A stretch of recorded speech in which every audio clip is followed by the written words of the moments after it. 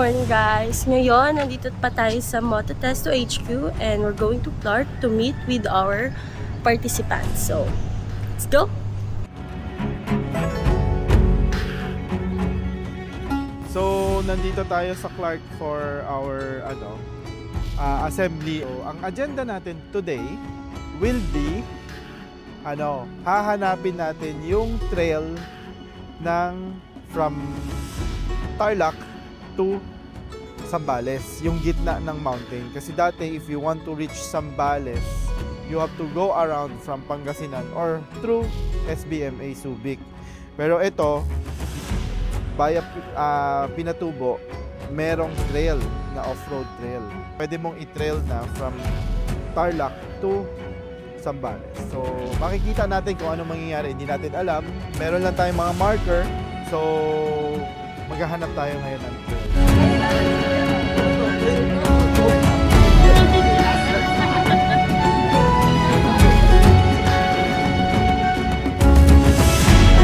Hello, morning!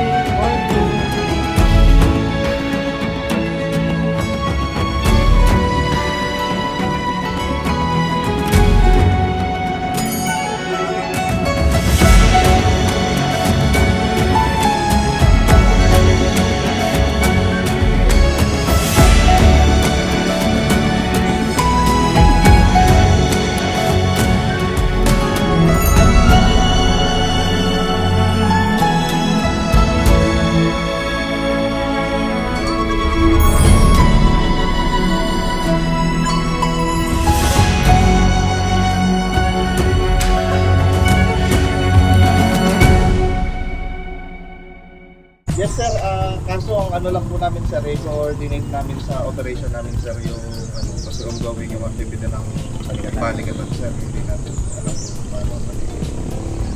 Sir, unfortunately sir, as per operation sir, hindi pa close rin sir. Okay lang.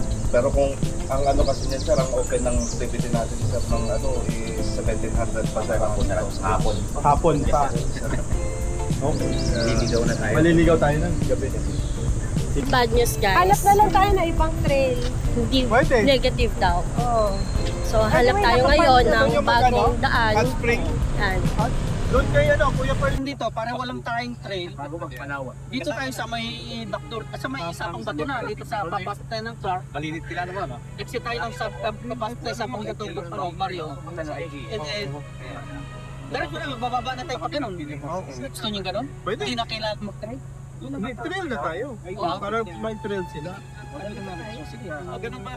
Ay, ano bang hold you? Huwag na tayo, huwag din sa tapang bato yung kalsada, yung Oo, ganun. Wag doon. boring doon Oh, tayo. so kaya nga boring. Okay. Boring daw doon. Sa trail dapat tayo. Dinig nyo yun? Bali, tayo ngayon, since may balikatan exercise, nandyan yung mga ibang country on. Ito, yung dumaan lang sa akin, Japanese Army. So, nag-fire exercise sila. So, dun sa dadaanan natin, dun daw bumabagsak yung mga unexploded ordnance. Medyo delikado kung dadaanan natin. So, balik tayo. Pupunta na lang tayo sa Puning. Iba yung dadaanan natin off-road. Pero trail lang to. Babalik din tayo, pabalik sa Clark din. Let's proceed to Albay after siguro lunchtime or after lunch.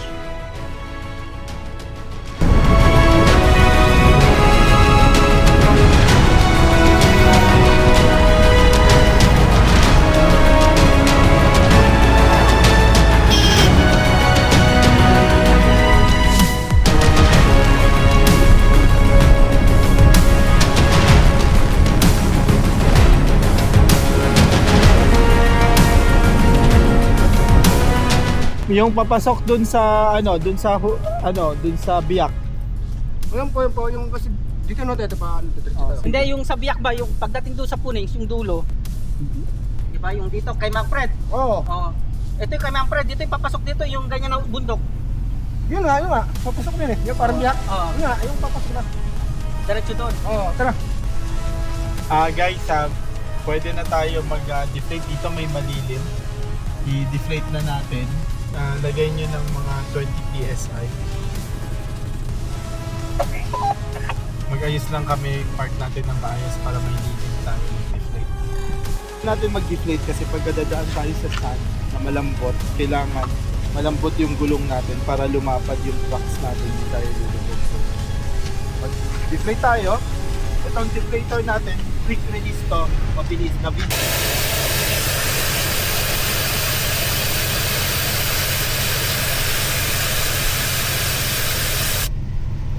Yan, deflate na. So, yun. Yung iba, mag-deflate din sila. Okay, let's watch.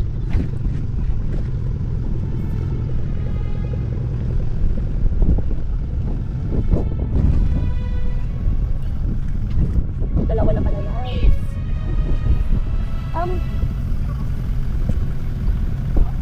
Nababawasan na siya, sir?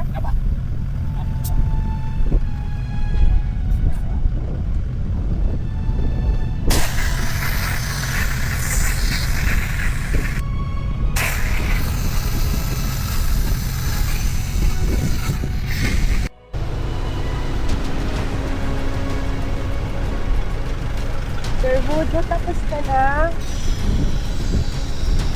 Hindi pa.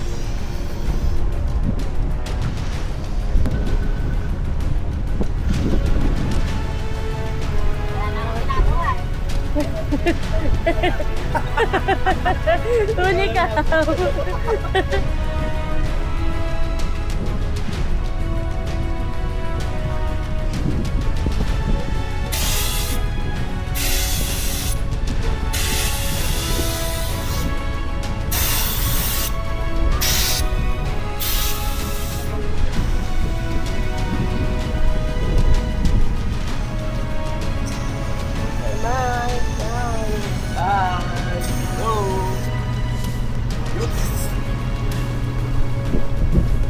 Tapos na kayo, sir. Bilis.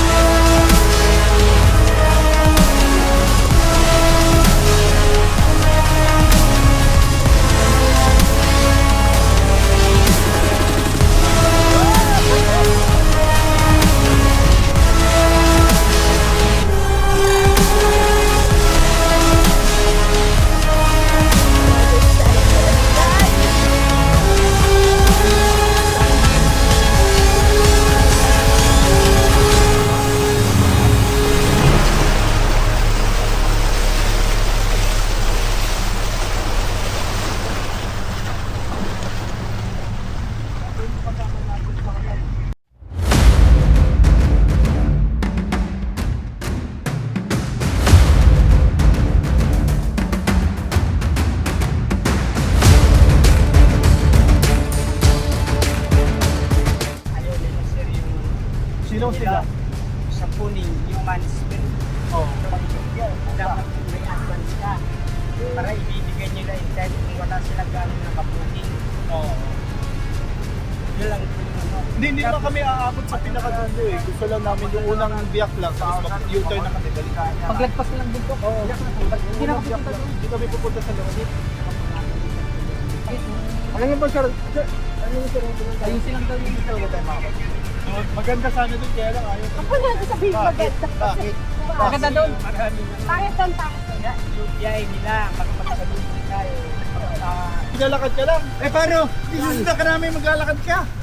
Hindi, sumakay ka na. Hindi tayo ngayon pwede pa mamaya pang Mamaya alas 3. Oo. Sa ngayon marami pang guest nila. Hindi, sandali lang kami. Hindi raw, mamaya. Hindi tayo papasukin sir. Papasukin tayo pero Anong oras? Alas 3. Alas 3 to Hindi alas naman kami 4. magtagal dito ng alas 3. Tapos namin... nagkakarive ang Magsusumbong. Yung mga yung jeep kanina. Sabihin mo, kasama namin yung pamangkin ni kaya naman. Oh, mama. Kuya, tignan mo 11:45 pa lang mga naalis na din kami. Kakain lang kami dun eh. Marami pa kasi dito eh. Oo nga, sabihin mo. Guys, good afternoon. We're here in Punings. Hindi tayo pinapasok, pero wait lang, tanong natin si Sir Tim, what's the right word kung nasan man tayo ngayon? Nasaan tayo Okay ngayon? guys, nandito tayo ngayon sa may Puning Scobia River.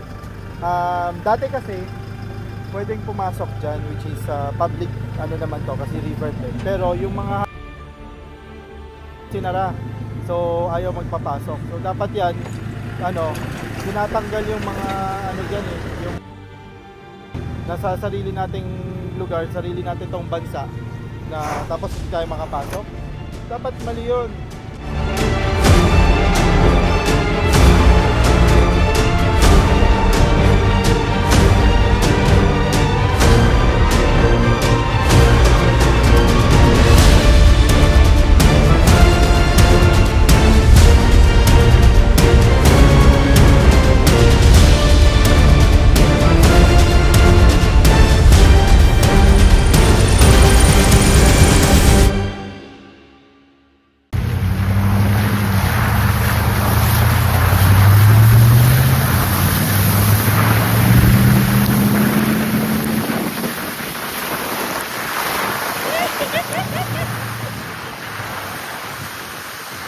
Totally hinigop niya. But if hindi mo siya mababaliktad, then okay lang, yung filter papalitan mo pagkatapos.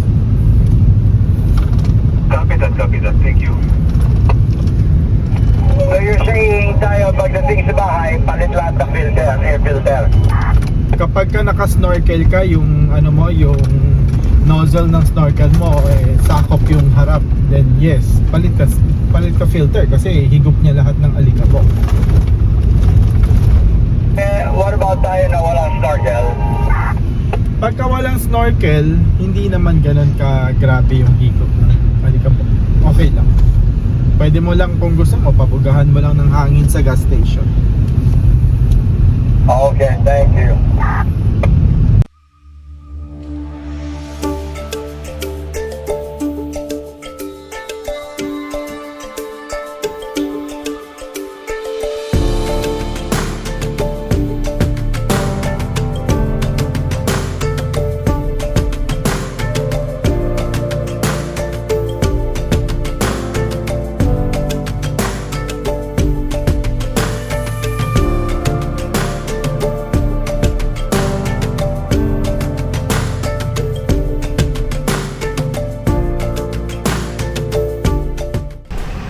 Marcos, masaya ba mag-trail?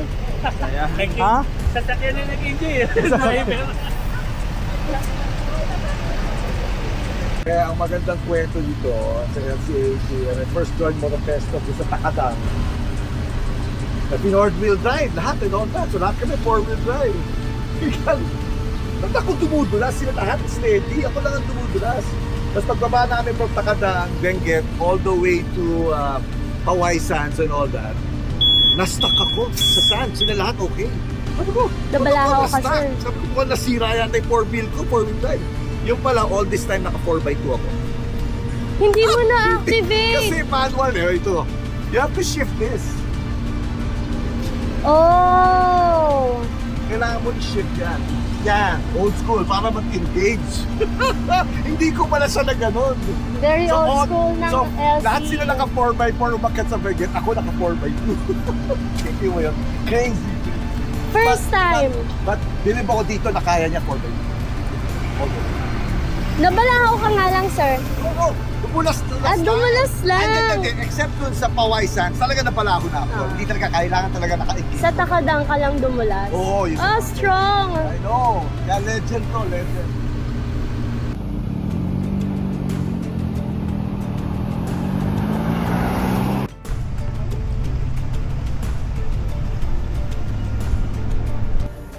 Diba kasi yun? Per layer iniinit. Pinatay niya na yung pinap niya, hindi na luto. Yesterday, sobrang pagod namin after the trail, hindi na kami nakapag-update. So ngayon, nandito na tayo sa Anvaya. So chill lang yung group until tomorrow. Kahapon, ang nabutan namin ay puro bigo.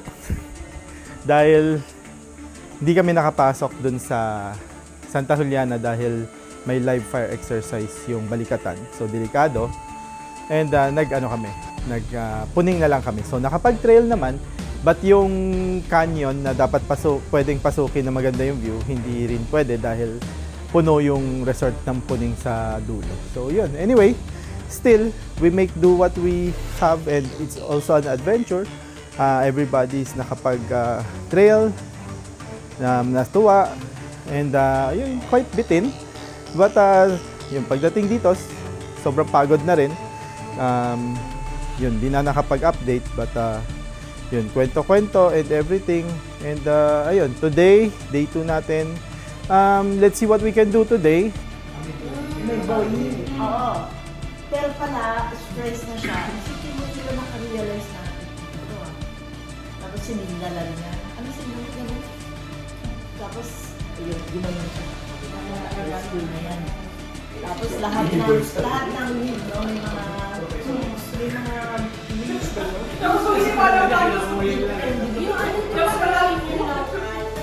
So, some of our guests, some of our participants decided to go here in Clubhouse and have a dip. In my background, there's a beach, honey. See, I'm here with Sir Len and Ma'am Roma.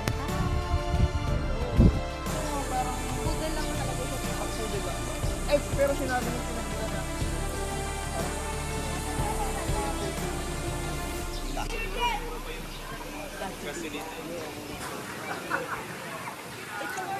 Time na to na umapsa. So guys, we're here in Bay Marine in Subic.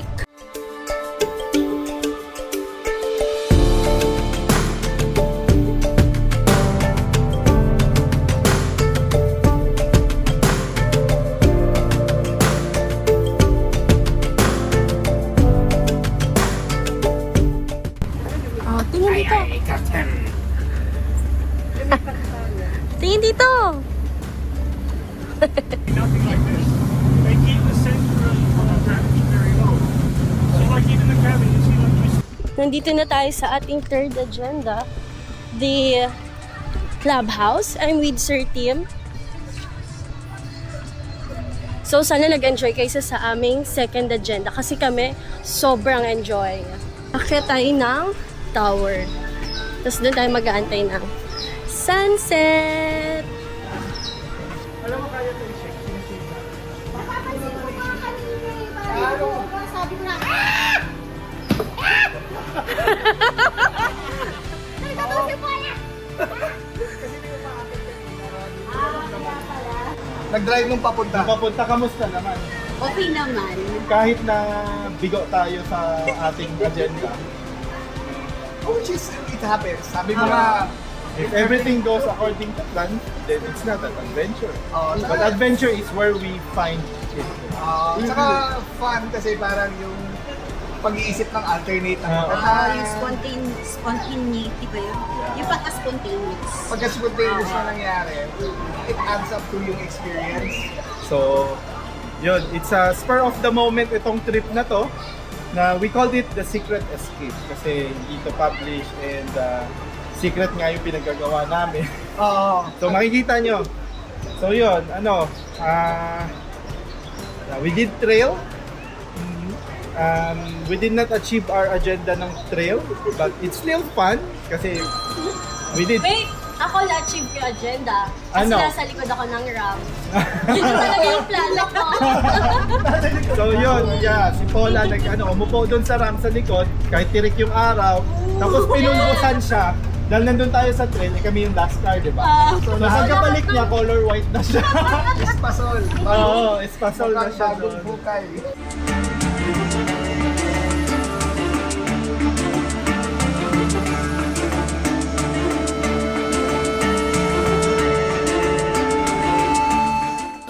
Okay, smile.